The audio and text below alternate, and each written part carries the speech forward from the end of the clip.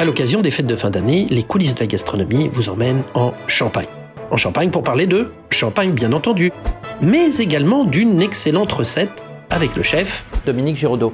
Bonjour chef. Bonjour Laurent. Alors chef, vous nous présentez votre équipe et le restaurant après. Allez, on vous suit. Alors, ces plats sont à tomber par terre. Je vous les conseille vivement, vivement et vivement. Mon épouse. Bonjour chère épouse, voilà. Madame Giraudot, enchantée. Pascal Champion, mon associé. Enchanté. Ah ben on s'était rencontrés. Oui. Absolument. Oui, oui. Alors chef, qu'est-ce que vous nous préparez là? Le homard poivre. Le homard vient d'où? Ça c'est un homard breton de Casier qui vient de Vendée. Un petit moule comme ça. On va faire des fines tranches de poire émincées et puis on va mettre le homard dedans. Donc là on coupe le homard en petits morceaux, mais pas trop petits parce qu'il ne faut pas que ça soit du homard haché. Hein. D'accord. C'est-à-dire qu'on va mettre de la queue en décor. Oui. Et on va mettre de la queue à l'intérieur comme je viens de faire. Oui, aussi. Plus des pinces dedans. Normalement, on peut faire la vinaigrette, c'est-à-dire moutarde, sel, oui. Poivre. Donc ça, c'est un miel bio. Bon, la recette, on peut en faire un peu plus parce que ça sert pour beaucoup de choses. Hein. Donc là, je le remue bien. Là, un vinaigre de cidre de la région des Ardennes. C'est un vinaigre qui est bio aussi. En fait, c'est une vinaigrette, vous pouvez la manger, la manger comme ça. Hein. Ah oui, à ce point-là. Ah, vous verrez. Et pas d'huile? Si, elle arrive. Non, mais d'olive ou de quoi? Non, pas d'huile d'olive. Ben oui, c'est pour ça que je n'ai pas d'huile. Oui, je voyais la couleur, je devinais que c'était pas de l'huile d'olive. Faut pas qu'elle soit trop... Ah, trop gustative. Voilà. Parce que donc à la rigueur, même de l'huile de pépin de raisin. Vous pouvez mettre de l'huile de pépin de raisin si vous voulez aussi. D'accord. Donc je la monte un peu comme une mayonnaise en fait. Ah mais c'est amusant, c'est que ça commence à prendre véritablement comme une mayonnaise. Oui, ça prend quand même. Comment est-ce que vous expliquez le phénomène? Le phénomène, c'est mon bras. Non mais d'accord, mais le fait que ça prenne comme ça, que ça devienne... c'est normal. Ça épaississe comme ça. C'est l'huile, hein, vous ramenez toujours de l'air dedans. Et puis, vous montez, c'est la moutarde aussi. Hein. Ouais. Oui, elle est un peu plus... Ah oui, elle est impeccable. Là, elle est impeccable. Ah oui. Donc là, on va mélanger le homard avec la vinaigrette un petit peu. Donc on va l'assaisonner un peu. J'ai vu d'autres plats, chef. J'ai vu le plat à côté là qui mijote. Ça donne envie aussi. C'est pour le personnel, ça. Ah bah oui, le personnel, il est gâté. On met un petit peu de vinaigrette dedans, pas trop. Hein. Ouais.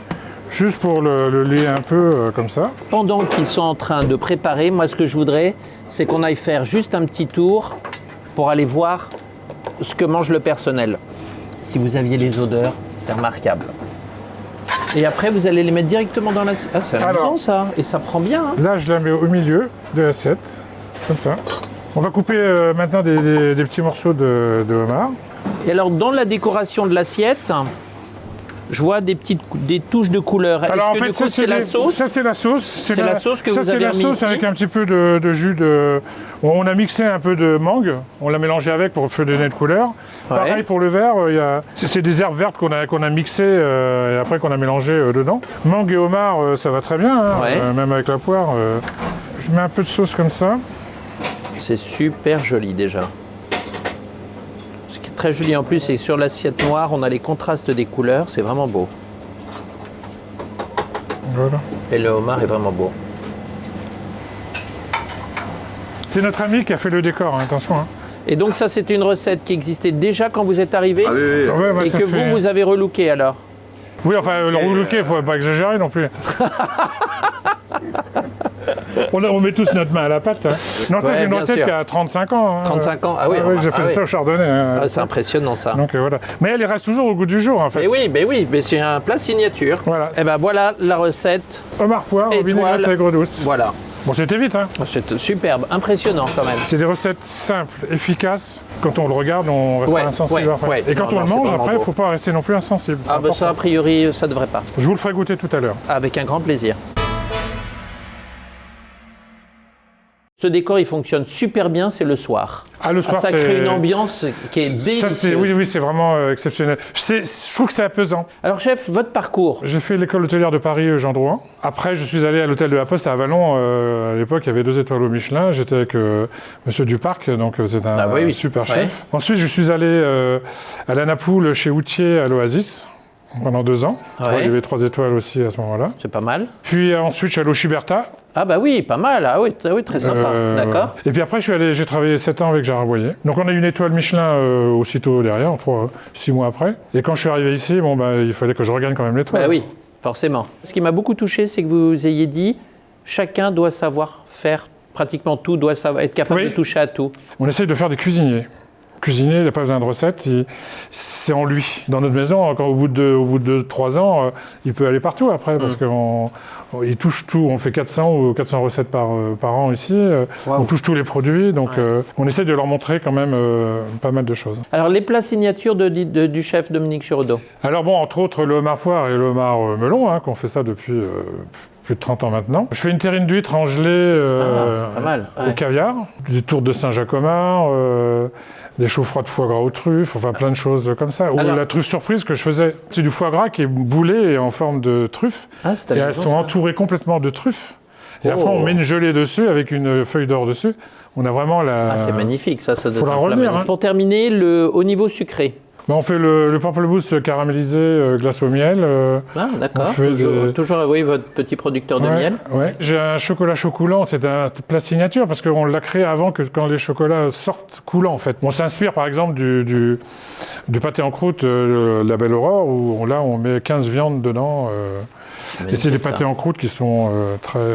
ça c'est absolument délicieux. C'est à nous de les moderniser. Parce qu'en fait quand on regarde tous les grands chefs, c'est quand même de la cuisine de leur région, mais aussi de la cuisine qui est aussi, classique. Après, il la sublime. Eh ben, c'est ce qu'on va goûter maintenant. Oui, peut-être. Ouais. Merci, chef.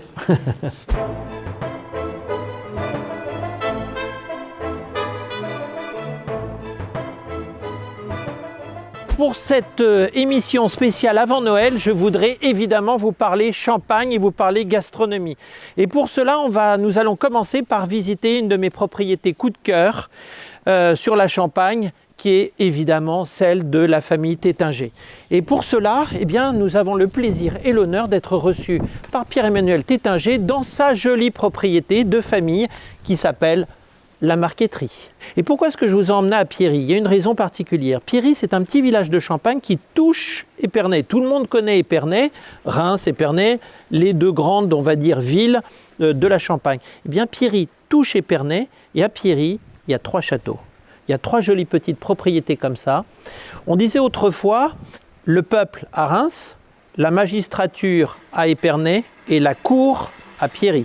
La noblesse était ici, les grands noms de France étaient ici. C'est pour ça qu'on a de ce si jolis et si raffinés petits bâtiments comme ça, qui sont plus des hôtels particuliers que des châteaux.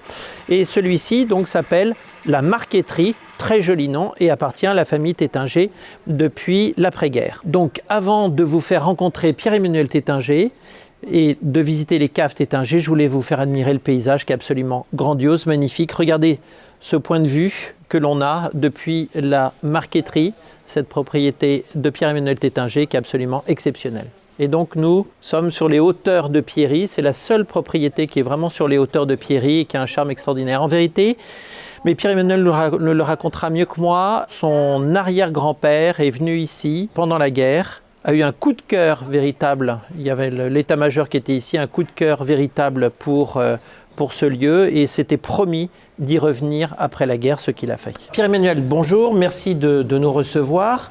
Pierre-Emmanuel Tétinger, je le rappelle, vous êtes président honoraire aujourd'hui maintenant des Champagnes Tétinger, puisque vous avez passé la main à votre fille.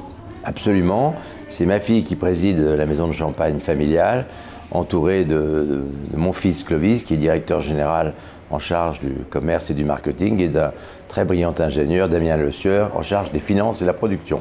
Alors, vous n'avez pas que ce titre, bien sûr, Pierre-Emmanuel Tétinger, vous êtes président de la mission UNESCO Champagne, vous êtes président, alors ça c'est passionnant, des ateliers de vitraux Simon Marc, qui sont à Reims, qui datent de 1640, ces ateliers. C'est la plus ancienne entreprise de Champagne, c'est la plus ancienne entreprise de vitraux au monde. Cette entreprise, entre autres, qui a fait les vitraux de la cathédrale de Reims avec Marc Chagall. Vous avez été le premier à croire à la Grande-Bretagne pour créer des vins effervescents là-bas. Pour plusieurs raisons. D'abord, il y avait une histoire d'amitié entre notre agent et nous. Deuxièmement, le marché anglais est le plus beau marché du champagne. J'avais envie de remercier les Anglais pour tout ce qu'ils ont fait depuis 300 ans pour la gloire du champagne, mais aussi du Bourgogne, du Bordeaux, du Cognac. Vous savez, les Anglais ont tout inventé. C'est vrai que le climat se réchauffe et qu'aujourd'hui on peut planter en Angleterre avec des conditions bien sûr particulières sans risque majeur. Il y a aussi une autre raison, on s'est installé près de près de Canterbury, dans le Kent, dans le jardin de l'Angleterre, mais aussi un peu le jardin de l'Europe et le jardin du monde, car les Anglais savent protéger leur campagne bien mieux que nous tous, on pourrait en reparler longuement. Et donc, on est près de Canterbury, qui est jumelé avec Reims. Mon père a été longtemps député maire de Reims. Et voilà, moi, le hasard étant un geste discret de Dieu, comme disait Einstein, qui était pourtant très cartésien, il y a plein de signes qui ont fait que j'avais envie de faire de mener cette aventure. Et puis autre chose, mon oncle Claude Tétinger, qui était un très bon historien, entre autres, qui a été avant moi le président du Champagne Tétinger, avait écrit un livre très intéressant sur un personnage assez peu connu en France, mais qui a été un personnage très important du XVIIIe, qui s'appelait Charles de Saint-Évremont. Et Charles de Saint-Évremont a été un soldat, écrivain, qui a dû s'exiler en Angleterre au moment de l'affaire de Fouquet. Et en Angleterre, il s'est lié d'amitié avec celui qui est devenu Charles II d'Angleterre, qui était un épicurien, qui a eu beaucoup de femmes, qui a vécu vraiment comme un roi de France de l'époque. Et il a été tellement lié avec Charles II que Charles de Saint-Évremont est le seul Français enterré dans l'abbaye de Westminster, au Carré des Poètes. Ah, c'est très donc, joli. On a donné donc le nom d'Évremont à notre domaine. Et Claude Tétinger a écrit un très joli livre sur Saint-Évremont qui s'appelle Saint-Évremont ou le bon usage des plaisirs. Il n'aurait jamais pensé que ça me servirait de base pour créer cette entité anglaise dont je suis très fier. Le champagne aujourd'hui, c'est 300 millions de bouteilles dans un marché mondial de vin effervescent de 5 milliards de bouteilles. Donc les équilibres ne changeront pas. Nous avons d'ailleurs nous-mêmes une winery en Californie. En Californie, bien sûr, que aussi. nous avons inaugurée en 1988, et j'étais à l'époque plus jeune. La famille Tétinger, sauveur de ma part, est à Mareuil, en Vendée. Pourquoi est-ce qu'elle fait l'acquisition de la marqueterie? Alors au tout départ, la famille n'est pas vendéenne, elle est charentaise. Mon grand-père est appelé un jour en Charente pour essayer de battre un candidat socialiste de l'époque extrêmement important. Il avait 20 ans, il était bonapartiste. Il est reçu par le président du conseil général de Charente à Saintes. Et lors du premier dîner le soir, où il vient se présenter, il a 20 ans. Il y a tous les enfants de ce Jules Guillet à table. Et là, il a un coup de foudre formidable pour celle qui allait devenir sa femme, Gabrielle Guillet. Et donc, il l'épouse. De cette femme, il a 5 enfants. Et puis après, cette femme meurt à la naissance du 5e enfant. Il se remarie, il a 3 autres enfants. Donc Pierre Tétinger a eu 8 enfants. Mais cette femme est la fille d'un très très grand négociant de cognac et à la tête d'une affaire qui à l'époque était aussi importante que Martel ou NSI, qui s'appelait Rouillet-Guillet. Et ils possédaient la moitié de la ville de Saintes. C'était une immense fortune qui a complètement chuté après la Première Guerre mondiale. Et c'est avec l'argent de sa femme, de Gabrielle, que Pierre fait ses premiers investissements et qu'il achète, entre autres, en 1932, le château de la Marqueterie, entouré de 16 hectares de vignes. À cette époque-là, quand il achète la Marqueterie, c'était la crise des années 30, c'est un de ses beaux-frères qui lui dit « Écoute, j'ai cette propriété avec 16 hectares de vignes, je m'en sors plus ». Pierre lui achète.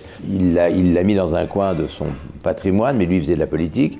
Et c'est lors de la démobilisation de 40, quand il a perdu son premier fils, Michel, d'une façon héroïque, et que ses 2 autres enfants, ses 3 autres garçons ont été démobilisés, il a dit à un de ses fils, François Tétinger, écoute, une fois que l'armistice de 40 a été signé, va t'occuper de ce petit château et de ces vignes et vois ce qu'on peut en faire. Et François s'est révélé un génie des affaires, un génie du champagne. C'est François Tétinger, le frère aîné de mon père, qui a posé toutes les fondations de ce qui allait devenir un groupe familial formidable, français bien sûr, très investi sur le patrimoine, sur l'histoire. Et François se tue assez rapidement, à l'âge de 39 ans, d'un accident de voiture, mais c'est François Tétinger qui avait déjà posé qui avait vu, qui avait imaginé ce qui allait devenir notre groupe familial. François a vraiment appris le champagne à vélo, en faisant toutes ses premières vendanges, etc. Et finalement, en créant cette marque qui est devenue aujourd'hui la 5e ou 6e marque mondiale. Alors ce qui est très intéressant, c'est que par rapport aux grandes marques mondiales, vous avez comme particularité, c'est d'être propriétaire de la plupart de votre... Enfin... Oui, on est propriétaire de beaucoup de vignes. Pourquoi? Parce que mon grand-père, Pierre Tétinger, le père de mon grand-père avait connu des revers de fortune. Et mon grand-père, qui n'avait pas fait d'études, se disait qu'il fallait avoir du patrimoine. Il croyait à la pierre, il croyait à la terre. Et donc, très vite, il a dit à ses enfants, et François l'a compris dès le départ, qu'il fallait avoir de la vigne. À l'époque, les grandes maisons de champagne achetaient les raisins, s'occupaient des assemblages, de la marque, mais la vigne était laissée à nos amis vignerons. Très vite, on s'est rendu compte de l'importance de posséder de la vigne. Et aujourd'hui, Tétinger possède un des plus grands vignobles de Champagne, avec donc un auto-approvisionnement tout à fait remarquable, qui garantit d'année en année la consistance et la constance de nos vins. Je suis un président un peu atypique. Mon principal plaisir, c'était de régler la voilure humaine du projet. C'est-à-dire que les gens se sentent heureux dans l'entreprise. Fort heureusement, aujourd'hui, on ne va plus se battre ou mourir pour la France, pas le moins possible. Et je trouve que c'est dans l'entreprise qu'on doit mener une aventure humaine. Donc j'ai passé mon temps à m'entourer de gens plus intelligents que moi, ce qui n'est pas un réflexe naturel dans la vie, dans l'entreprise, ça se fait, mais dans la politique, pas du tout, par exemple. Et j'ai fait en sorte que tous ces gens éclosent.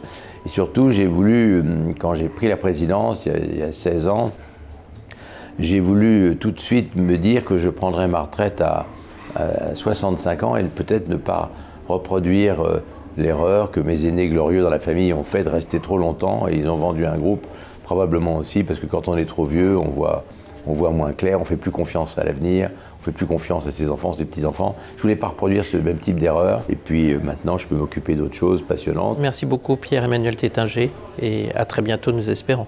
Au moins à travers une bouteille. Catherine, merci beaucoup de nous accueillir dans cette magnifique cave Tétinger. Nous vous suivons, mais tout d'abord, je voudrais vous poser une question. Pourquoi est-ce qu'il y a ces marques comme ça sur les bouteilles? C'est pour le remuage? Tout à fait, oui. Effectivement, voilà. Ici, nous conservons la tradition avec encore un remuage qui se fait à la main. Et le dépôt doit être déplacé avec grande précaution et juste par petits mouvements, donc des huitièmes, des quarts de tour.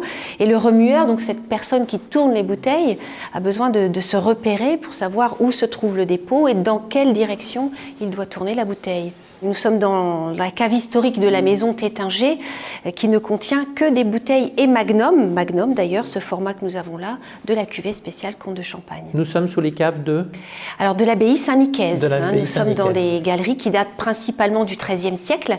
Les moines bénédictins de l'abbaye faisaient du vin dans ces galeries autrefois, puis plus tard du champagne. Et aujourd'hui, ces caves appartiennent à la maison Tétinger. On est vraiment dans de la craie, sous la craie, voilà. Oui. Là, on est dans une partie de Reims où il y a beaucoup de galeries et de crayères gallo-romaines, justement. C'est vrai que ça, c'est le petit plus que l'on a ici à Reims. Les Romains ont bâti une grande partie de l'ancienne ville de Reims avec de la craie directement extraite de ces carrières. Donc, on a la chance d'avoir une craie d'excellente qualité, très blanche, très pure, sans moisissure, sans champignons. Donc, une atmosphère très agréable, idéale à la conservation des vins, puisqu'il fait 10 degrés dans ces crayères gallo-romaines, des crayères qui sont d'ailleurs aujourd'hui inscrites au patrimoine mondial de l'UNESCO. Mais les maisons de champagne ont été ravies de découvrir ces crayères. Elles se chiffrent par centaines d'ailleurs, dans cette partie de la ville. Ouais. Mais dans cette dimension-là, elles sont toutes plus ou moins dans cette dimension, elles font entre 15 à 25 à 30 mètres de profondeur, et on a toujours ce volume pyramidal ou un petit peu renflé comme l'était la bouteille de champagne à l'époque, un peu plus pensue. On retrouve souvent cette forme-là, oui, c'est assez typique. Dans ces caves, nous avons environ 2 millions de bouteilles, plus ou moins. La plupart d'entre elles ne sont pas sur pupitre, mais en position horizontale. Elles sont en phase de vieillissement, elles vont séjourner au minimum 10 ans dans ces caves. La cuvée Comte de Champagne demande beaucoup de temps pour s'épanouir. Là, on a un château avec des vignes autour. C'est magnifique. Lorsque la vigne est à maturité, lorsque les raisins sont mûrs, vous avez comme un damier qui se forme entre les chardonnays et les pinots noirs, d'où le nom la marqueterie, qui donne l'impression qu'on est sur un damier ou un échiquier. Voilà l'histoire du nom en fait du château. On a le titre de négociant manipulant à partir du moment où on achète jettent un petit peu de Bien raisin sûr. en complément, mais ils sont, oui, récoltants quelque part, puisqu'ils Ouais. sont vraiment acteurs dès le départ, dès la vigne. Tétinger se veut quand même assez accessible aussi. Le Brut Réserve a été vraiment pensé pour pouvoir plaire au plus grand nombre, être facile à comprendre, facile à apprécier Tout à fait. à tout moment, du début de la journée à la fin de soirée. On aime beaucoup aussi chez Tétinger le chardonnay, c'est vraiment le cépage de prédilection de la marque. Et que l'on Ce retrouve chardonnay dans- dans le comte de dans le Champagne Champagne, à bien sûr. 100%, Ouais, il n'y a ouais, que ouais. celui-là. Mais le chardonnay apporte cette minéralité, cette élégance, cette finesse, cette féminité quelque part que l'on aime beaucoup dans nos assemblages. Et c'est un cépage avec un potentiel de garde formidable qui évolue très bien, qui va ensuite vers des notes un peu plus toastées ou beurrées ou grillées. Donc c'est vraiment, oui, un cépage très très intéressant à travailler. Oui. Toutes les petites niches que vous voyez sur les côtés, ce sont des caveaux dans lesquels vont vont séjourner nos bouteilles en fait. Elles vont y passer donc là 10 ans en l'occurrence. Alors vous ne voyez qu'une première rangée de bouteilles, mais il faut s'imaginer que la galerie est profonde Ah oui. et qu'il y en a plein derrière. Hein, donc dans un caveau, vous allez avoir entre 80 à 100 000 bouteilles qui restent là dans l'obscurité, dans le calme, la pénombre, en attendant d'être à maturité. Donc tout cela est empilé à la main. Hein. C'est Ah oui, en l'œuvre plus, de waouh. plusieurs cavistes qui, au moment du tirage, lorsque les bouteilles arrivent de la chaîne, doivent être rangées. Donc je vous propose de découvrir le premier Merci. niveau. Nous étions à 18 mètres ici, donc on va passer maintenant à 12 mètres. Alors ce qui est intéressant de voir ici, Ah non, c'est mais cette jolie l'ogive, voûte. elle y était. Cette voûte en ogive, elle y était Elle y d'origine était, oui, c'est l'ancienne crypte Waouh. de l'abbaye Saint-Nicaise. D'accord. Ah, c'est super joli. Donc vous voyez, les voûtes sont un peu plus basses ici. C'est vraiment Oui. cette partie 13e siècle. On n'est pas encore dans l'idée de faire de grandes galeries avec des caveaux transversaux, puisqu'on ne stocke pas du champagne en bouteille, mais on Bien a sûr. une petite production de vin. Alors les moines font quand même commerce déjà de leur vin à l'époque. Hein, mais on n'est pas sur des productions comme elles le sont aujourd'hui, évidemment, c'est beaucoup plus petit. Donc voilà l'escalier que les moines devaient emprunter lorsqu'ils venaient chercher une bouteille dans leur cave. Alors la descente peut-être était un peu glissante ou dangereuse. Donc pour se repérer, eh bien, les moines avaient eu l'ingénieuse idée de reproduire les marches au niveau du plafond. C'est-à-dire qu'on a une voûte en gradin et en touchant la voûte, vous pouvez savoir qu'au même endroit correspond une marche sous votre pied. Et hop, vous pouvez descendre comme ça en toute sécurité. Et je vous parlais de gravures, de témoignages. On a beaucoup de petites choses. Une petite grappe, on a ici un trèfle, Ouais. un visage. Hein, vous allez avoir beaucoup de choses comme ça dans cette craie qui est une pierre finalement très tendre. Hein. Un cheval avec une croix et des trèfles. Hein. Donc le trèfle à 4 feuilles qui est finalement le symbole de la chance, puisque on est un peu désespéré, c'est amusant, ça. on compte sur la chance pour pouvoir se sortir de cette crise. Alors on va s'approcher là de quelques belles bouteilles. Nous avons des gros formats dans cette cave. Ici, vous avez des Mathusalem. Et un Mathusalem, c'est 6 litres. 8 bouteilles. Donc là, on arrive sur vraiment le format pour les grands événements, les grandes célébrations. Donc ce sont des flacons qui sont lourds malgré tout, hein, Eh oui, absolument. puisqu'il y a une épaisseur de verre qui est assez conséquente, plus mais- le poids du vin. On est autour de 13-14 kilos pour un flacon de cette taille. Donc là, on a un format de 3 litres, le Jéroboam. Souvent apprécié des coureurs de Formule 1, par exemple.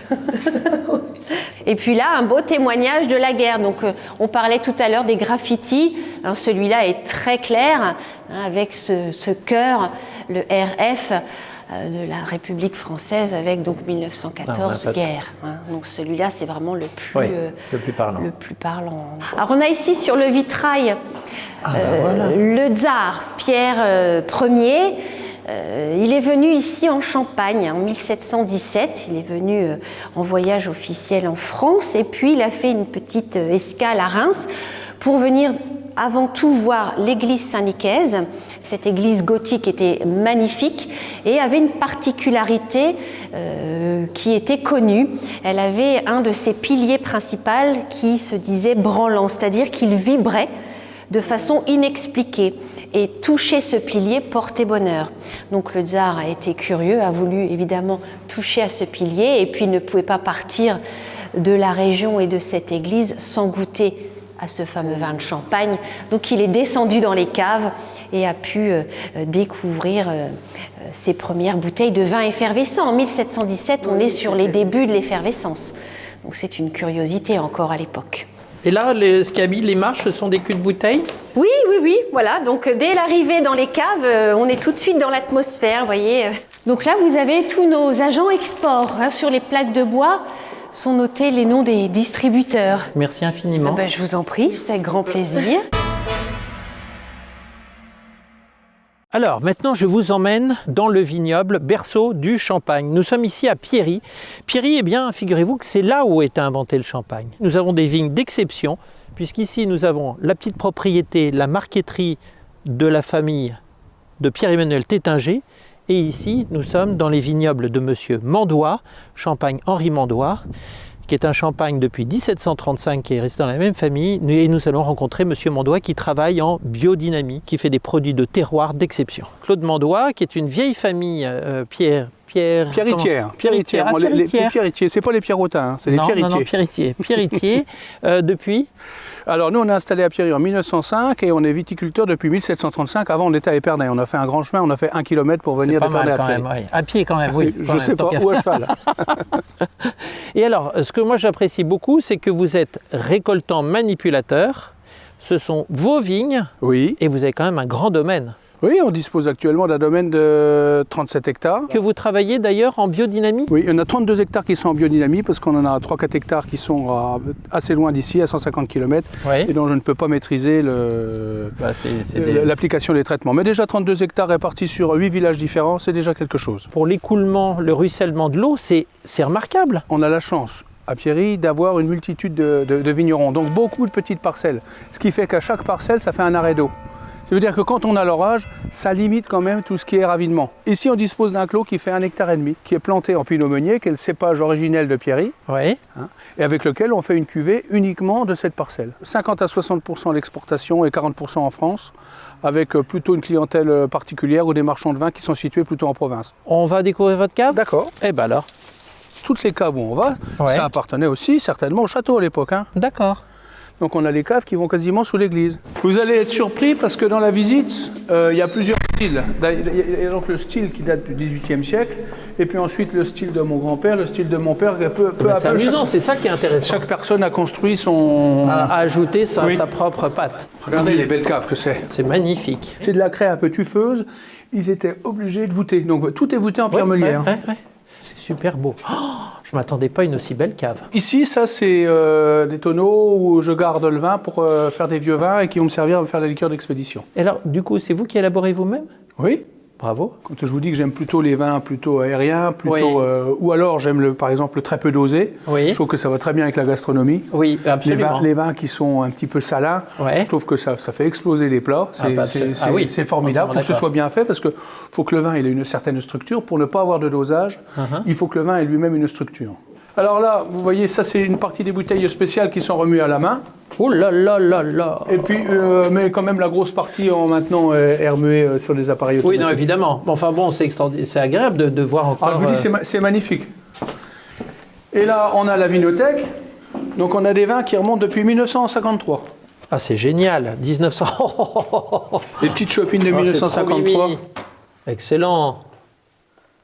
Mais alors le problème, c'est que très honnêtement, au niveau gustatif... ça dépend des années. Déjà, on a un double phénomène. Pour les vins qui sont bouchés, on a quand même le côté aléatoire du bouchon qui, oui ou non, a-t-il conservé son côté hermétique. Donc souvent, on a perdu un peu de gaz. Mais on a perdu un peu de gaz, mais on peut garder une bonne texture du vin. C'est-à-dire que la mousse est très légère, mais le vin reste bon. Alors ça, c'est valable pour le 53. Ensuite, une fois qu'on a passé, à partir de 1960, une fois qu'on est passé à la capsule, là, pendant 10 ans, on a 10 ans de flottement, parce qu'on ne maîtrisait pas forcément très bien la capsule de surbouchage. Si vous voulez, la micro-oxygénation ou l'oxygénation qui se passait, l'échange avec l'extérieur n'était pas forcément bien maîtrisé. Donc là, on a gardé des vins, mais qui sont un petit peu plus... c'est plus délicat à déguster. Et puis après, à partir de 70, là, ils maîtrisaient. Et là, à partir de là, on a des vins où on peut... Bon, ça c'est une très très bonne année. 66, je me doute. Alors ça c'est le Saint du Saint, c'est vachement chouette, très Donc très, voilà, très on garde agréable. tous nos vieux millésimes. Après, Ouais. depuis 90, je suis plus assidu. Ouais. On passe sous la cave des vieilles bouteilles. Ouais. Et là, on se retrouve sous la sacristie. D'accord, oh, c'est drôle. À Pierry a vécu un moine ou un frère qui s'appelait Frère Houdard. Oui, Peut-être que vous avez- absolument. Le frère Houdard, qui a priori, on dit que ce serait lui l'inventeur du champagne pour son supérieur dans Pérignan. Alors, entre lui et les Anglais, Ouais, bon, je ne vais pas chacun- vous dire. Mais toujours est-il que Frère Houdard, il a participé à l'élaboration, à la découverte du champagne avec Dom Pérignon et qu'il travaillait sur Pierry. Et donc, on suppose, comme il est enterré dans l'église, hein, et pour un frère Ah, il est convert- enterré dans il est l'église enterré dans l'église. Et pour un frère Ah. convert, paraît-il que c'était très très rare. Normalement, Ouais. un frère ne se faisait pas enterrer dans l'église. D'accord. Donc, il a participé activement à la découverte, qui s'est, à mon effet, pas fait tout d'un coup. Non, Tout bien ça, sûr. c'est une suite d'expériences qui ont fait que le champagne est ce qu'il est. Et on a mis son temps à peu près à maîtriser en plus les choses. De toute façon, le vin de champagne, quand on le boit en nature, pour ma part, Ouais. il lui manque toujours un peu quelque chose. Le vin de champagne, il est fait pour mousser. Et dès qu'il mousse, il devient noble. Et c'est pour ça que les meilleurs vins effervescents, ils sont en champagne. C'est que la bulle, elle est faite pour le champagne. C'est le côté septentrional, le sous-sol, etc. C'est la réunion de tous ces critères qui fait que le vin effervescent réussit à merveille en champagne. Ouais, joliment dit. On n'est pas chauvin, mais presque. Alors, ça veut dire que frère Houdard, finalement, il avait ses vignes ici. Ah, bien sûr, c'est marrant, il y a plusieurs échanges épistolaires, je crois qu'on appelle ça, Ouais, comme ouais. ça, et sur lequel Frère Houdard vendait du vin au comte d'Artagnan. Ah, c'est rigolo, Ah ça. oui, c'est très c'est amusant. marrant. Donc, frère Houdard qui travaillait pour Dom Pérignon. Il travaillait, voilà, ici c'était la paroisse, et Auvillers était l'abbaye. Donc il y avait certainement un lien hiérarchique entre la paroisse de Pierry, forcément. Hein, Bien c'était sûr. Et Frère Houdard était un peu la cheville Ouvrière. qui travaillait, ouvrière de l'affaire. D'accord. On est dans le berceau historique du champagne. Le champagne, ça a été au départ quelque chose d'artisanal, où après, quand même, la main de l'homme est venue, vous savez, récoltant, manipulant, ça veut dire quelque chose, manipulant. Tout à fait. Ça veut dire que manipuler, ça veut dire que les bouteilles sont touchées beaucoup de fois. Manipulant, c'est main. D'accord. Et donc, une bouteille de champagne, elle est peut-être touchée 40 fois, d'où le nom de manipulant. Et donc ici, une fois qu'on a voulu remplacer la main de l'homme, on a utilisé des palettes pour reconstituer avec des palettes ce qu'on faisait avec une bouteille. Quand je vous dis manipulant, ça veut dire que nous, on garde des bouteilles de champagne ou sur latte. Ce qui veut dire sur latte, ça veut dire qu'anciennement, elles étaient posées à plat sur des lattes pour la prise de mousse. Ou sur pointe, ça veut dire la tête en bas, Ouais. en attente de dégorgement, Ouais. après remuage. Ouais. Ou alors, on appelle bouchées et muselées, hein, où là, elles sont prêtes à être habillées et en stock pour 3 mois avant d'être vendues. Ça demande une place énorme. Je vous dis, ici, on a dans nos caves actuellement 2,5 millions de bouteilles. Oups, oh, c'est impressionnant quand même, hein. Je ne m'attendais pas à toute cette longueur de cave. Ce qui est très intéressant ici, c'est qu'on voit justement le système de remuage automatique. On travaille par huitième, comme ça. C'est même joli à voir. Une fois comme ça, 2 fois comme ça. Ouais. Et puis une fois qu'on a rassemblé le dépôt dans le corps de la bouteille, on commence à incliner. Au départ, on ne fait que de le rassembler. C'est toute une technique, hein. C'est amusant, c'est la première fois que je vois les machines comme ça et bien disposées, joliment disposées. Donc on a une partie des vins également qu'on conserve en tonneau. Ouais. Hein, ça, c'est pour amener au vin. On aime, si vous voulez, quand on crée les assemblages, il faut multiples arômes. Ouais. D'accord. Donc à la fois, on peut aussi bien aller chercher des vins de réserve sous bois, on peut aller chercher des jeunes chardonnays, on peut aller chercher des vins de réserve qu'on a gardés 4 ans sous inox, on peut aller chercher des vins de... L'assemblage, c'est quelque chose qu'on va pratiquer par petites touches. Ça, c'était les cuves de mon Bah, grand-père. voilà, bien sûr. Les cuves de mon grand-père Ouais. qu'il a acquis en venant de la guerre, 1947-1948. Ils avaient ce qu'ils appellent à l'époque des bons matières, où ils avaient le droit à acheter de la ferraille. Donc quand il a pu se débarrasser des tonneaux, il a Ouais. acheté des cuves émail, parce qu'il avait la qualité. Ouais. Ensuite, papa a racheté des cuves de plus gros volume, parce que la maison prenait un peu d'ampleur, Ouais. toujours dans l'émail. Moi, après, j'ai fait la cuverie en inox, tout impeccable. Ouais. Après, je suis en train de revenir sur des foudres et sur des volumes de 40 hectos. Donc notre idée est plutôt de faire je ne vais pas dire de la micro-vinification, parce que je trouve que le champagne, ça ne s'accommode pas avec de la micro-vinification, mais le but est de vinifier dans des cuves de 40 hectolitres. La recherche du terroir, elle est de plus en plus intéressante. Avant, vous savez, quand vous faisiez du vin d'un village, on disait, oh, c'est un monocru, c'est pas terrible. Ouais. la qualité de l'assemblage. Alors que maintenant, on s'aperçoit que sur un même cru, aussi parce qu'on a des maturités qui sont, vous savez, avec le réchauffement climatique, on arrive à avoir des vins qui ont plus de volume. Donc on a vraiment un intérêt à faire justement ces micro-vinifications, ou ces vinifications autour de cuves de 40 hectolitres, et qui respirent à travers la pierre, à travers le bois ou à travers l'émail.